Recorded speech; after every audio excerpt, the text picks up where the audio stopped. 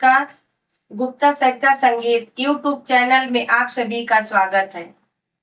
मैं एक विदाई गीत गाने जा रही हूँ।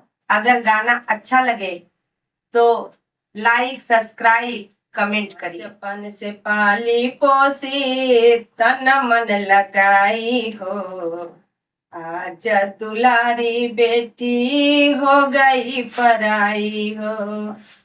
बचपन से पाली पोसी तन मन लगाई हो, आज दुलारी बेटी हो गई पराई हो।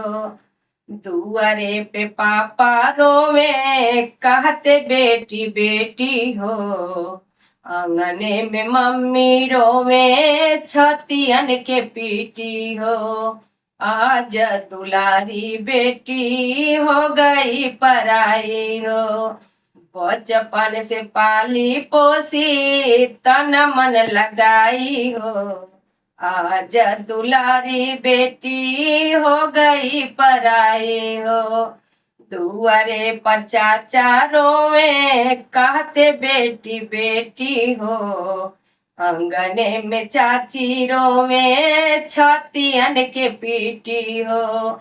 आज दुलारी बेटी हो गई पराई हो। बचपन से पाली पोसी तन मन लगाई हो, आज दुलारी बेटी हो गई पराई हो। दुआरे पर भैया रोवे कहते बहिना बहिना हो, आंगने में भाभी रोवे छतियन के पीटी हो। आज दुलारी ननदो हो गई पराई हो। बचपन से पाली पोसी तन मन लगाई हो, आज दुलारी बहिना हो गई पराई हो।